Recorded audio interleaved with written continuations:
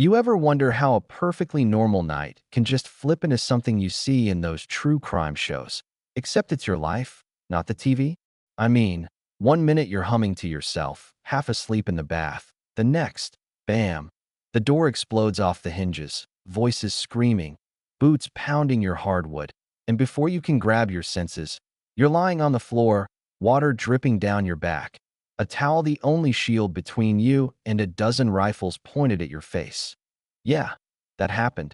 And I'm telling you, it'll change what you think about safety forever. They dragged me out in front of my own window, hands cuffed, neighbors peeking through curtains, cell phones already lighting up the night, some filming, some just gawking, all of them probably thinking, what did she do? My name's Elena Ward, and until that moment, nobody on this street knew who I really was, and honestly, that's how I wanted it. See, living here, behind those generic blinds and a half-dead porch plant, I was just Elena. Not the daughter of Thomas Ward, not the one with the last name that makes even grown men in suits sweat. I was just another face at the dog park, another late-night grocery run. And that was all I wanted. But anonymity's a fragile thing. One loud knock, or in my case, one battering ram, and poof, you're exposed. All those months hiding from the weight of my father's title, gone in less than 30 seconds. But if you think this was just some random screw-up, some lazy paperwork, let me back up a sec, because nothing about this raid was an accident. This was orchestrated, you feel me? The cops weren't even looking for a real suspect. Pressure was on, media barking about low arrest numbers, department morale sinking.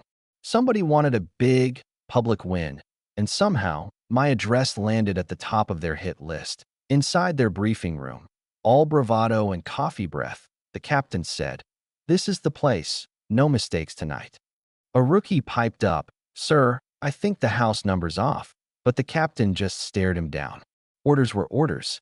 By 9:57, 3 black SUVs rolled up, lights off, men suiting up, body cams rolling. And I'm telling you, every click, every shout, every curse was being burned into those little cameras strapped to their vests. Only problem is, nobody thought about what would happen if the whole world saw what they were about to do. I was in the bath, music playing, candles burning, finally letting the stress of a 12-hour workday melt away. I'm a legal intern, so my life's all coffee stains and case files. I needed that bath. Water was still running when the door exploded, voices barking. Search warrant. Down. Down. I barely had time to clutch my towel before they yanked me out, face down on the floor, knees bruising, hair dripping in my eyes, and I remember thinking, this is a nightmare. Just a nightmare. I'll wake up in a minute. But it didn't end. The cuffs snapped tight. The towel slipped. My scream caught somewhere between anger and humiliation. You've got the wrong house. This is my home. But they didn't care. Orders are orders, you know what I mean. Cameras caught everything. Neighbors caught everything. Videos went up before I'd even caught my breath. My humiliation became content. Hashtags raged. Hashtag wronghouserate. Hashtag bodycam justice. Hashtag police mess up. But the twist? None of them, not my neighbors, not the cops, not even me, knew the real game. This wasn't about a mistake. It was about a message. Somebody wanted to rattle the FBI director, and they used me as the sledgehammer. The officers tore through my living room. Drawers yanked, cushions shredded, framed diplomas tossed on the floor. I saw the captain's face twist the second his flashlight hit the mantel. That photo, me standing with Dad, the big gold FBI seal shining. Suddenly, the room changed. The air got thick. Radios buzzed. Hands trembled. Even the rookie looked like he wanted to run. They knew. Oh, they knew exactly who I was. And so did their cameras. That's when the power shifted. I stopped begging. I started warning. Everything you've done is on film. Every hand that touched me. Every order. You'll answer for this. The captain tried to snarl, "Shut your mouth." But you could hear it in his voice. He was already scared. His men shuffled. The rookie whispered, "Sir, this is bad. We need to stop." But the captain just barked, "Keep searching." It wasn't incompetence anymore. It was intent. They didn't find anything, of course. No drugs, no weapons, just the mess they'd made of my quiet, boring life. And then, someone slipped. The whisper, too soft for most, but not for me. They knew. My stomach turned cold. They knew who I was before they even busted in. This was personal. Maybe they wanted to send a warning to my father. Maybe they wanted headlines. Maybe both. But now their own body cams held the proof. One tiny line on tape. That's her. That's the one. Outside, sirens wailed. More cops showed up, and the first news crews started circling. My neighbors lined the sidewalks, murmuring, "She's innocent." But nobody could look me in the eye. Phones kept recording, the whole mess live streamed to the world. The hashtags hit their stride. Hashtag justice for Elena. Hashtag who protects us. The officers looked cornered, helmets coming off. The rookie just whispered, "We're finished." And he was right. The power they felt when they crashed in was gone, replaced by something heavier. Accountability. That I got up off the floor, towel still clutched, but now it felt like a flag. You wanted to make a show of power? Here's your show. You broke into the wrong house. You violated every right I have, and it's all on camera. Do you even understand what you've done? Their faces told me they did.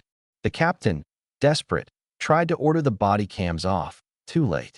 Files were saved, time-stamped, backed up to the cloud. Orders to delete would only make the scandal bigger. Even his own men hesitated. The spell was broken, and something inside me snapped in a good way. I wasn't just scared or angry. I was done letting anyone walk over me because of who my father was or wasn't. You can't erase this, I told them. Not for me, and not for anyone. The room went silent. The raid ended, not in gunfire, but in shamed-up EY sunrise. Every network was looping the story. How did police end up storming the FBI director's daughter's house? Civil rights lawyers, activists, everyone with an opinion, they were all shouting for justice. The city tried to spin it as a clerical error. But then the leak hit. The body cam, the whisper, "That's her." And the narrative changed from accident to conspiracy. Dad, Director Ward, watched it all unfold, stone-faced, arms folded, the weight of the country's outrage falling on him. He didn't need to yell. He just said, "We handle this with evidence, with law, with the full weight of the Bureau." I believed him, but I wasn't waiting in silence. If this can happen to me, with all these cameras, all these headlines, what about the people who don't have any of that? I went public. Press conferences, interviews. Every microphone pointed my way. What happened to me is what happens to countless Americans, I said. And it won't stop until we demand accountability. Behind the scenes, the FBI dug deep. They found texts, emails, memos, officers grumbling about FBI investigations, a line from the captain. Maybe it's time the Bureau felt some pressure. Retaliation, not random. Now the city was in panic mode. Federal investigation, lawsuits flying, the captain suspended, some of his men resigning. The dominoes fell fast. Courtroom screens replayed the body cam, me screaming, the battering ram, the whisper that changed everything. The captain's defense collapsed. He tried to blame paperwork. No one bought it.